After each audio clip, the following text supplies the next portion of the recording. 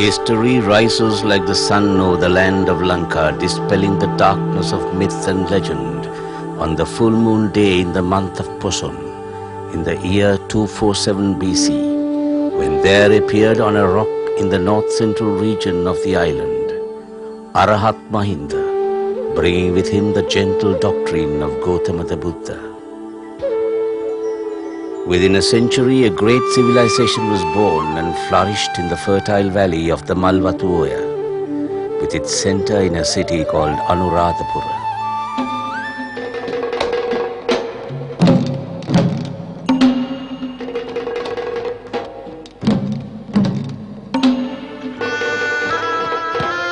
Under the symbolic shade of the Sri Mahabodhi, a branch of the Bo tree in Buddha Gaya, where Buddha attained enlightenment and brought to Sri Lanka within a few years after the arrival of Arahat Mahinda by his own sister, Sanghamitha.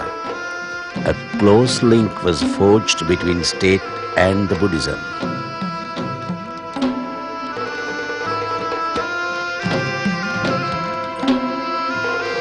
There developed a lifestyle perhaps unique in the ancient world. The forest-capped mountains rise from cultivated valleys whose green crops watered by artificial lakes that set at naught the periodical droughts to which the northern provinces are subject. This fertility was not merely for physical subsistence, but fed the spiritual life of the vast masses, sustained their dreams and maintained a faith reflected in the awesome religious monuments.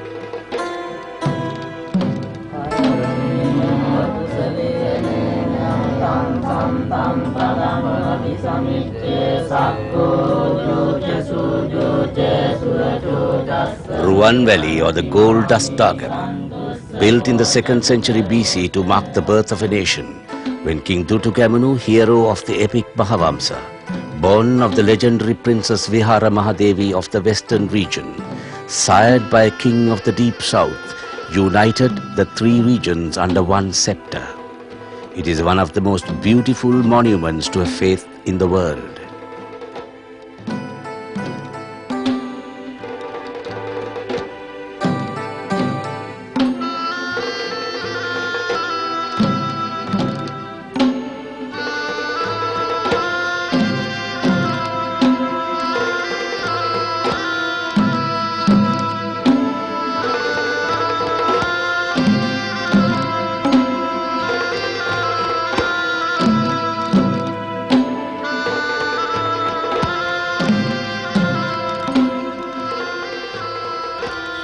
To the north of the sacred city of Anuradhapura stand Abhayagiri, one of the most important centers of Buddhist academia in the ancient world.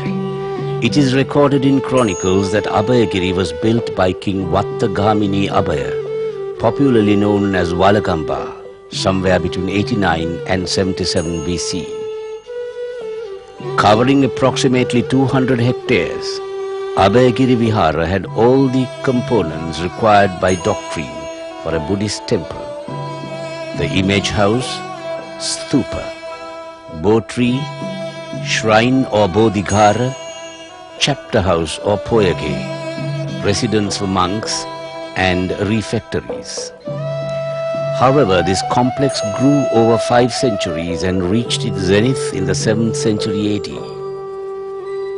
The centerpiece of the monastery, Abhayagiri Stupa, as it stands today, is the original as last renovated by Parakramabahu I, sometime in the 12th century AD.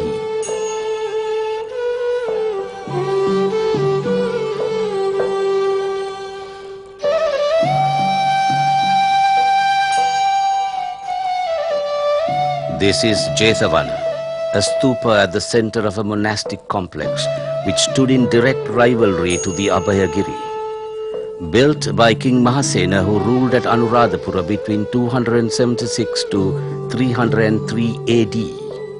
The gigantic stupa, which is the focal point of the monastery complex, was the 3rd tallest monument in the world at the time of the collapse of the Roman Empire in the 4th century AD. It was surpassed only by the two tallest pyramids at Gizeh.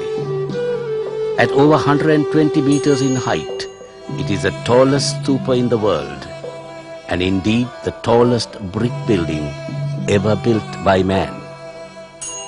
In the words of the British civil servant Sir Emerson Tennant, who gazed upon it in awe, the materials are sufficient to raise 8,000 houses, 30 streets half a mile in length, would construct a town the size of Ipswich or Coventry. They would line an ordinary railway tunnel 20 miles long or form a wall 1 foot in thickness and 10 feet in height, reaching from London to Edinburgh.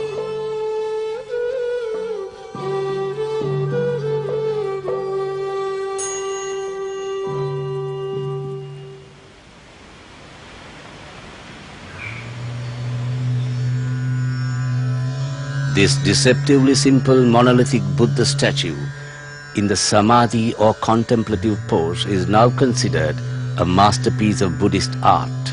Its classical simplicity and purity of line and form have invested it with a translucent spiritual quality, reflecting the Spartan code of Theravada Buddhism. It dates back to the 4th century AD and is referred to by the Chinese traveller Fa Hien.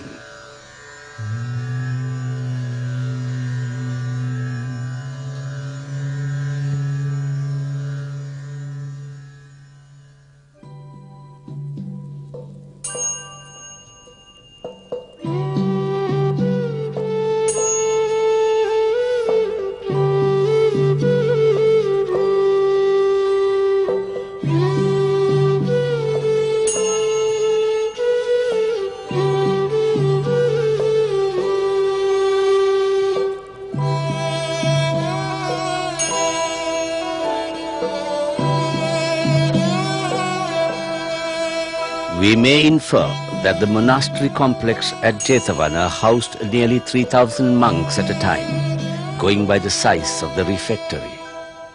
The site, covering approximately 80 hectares and set out as a monastery, contains all the elements of a highly evolved monastic architecture. Scattered around the site are many residential complexes or colleges, integrated into a well-planned theological academy.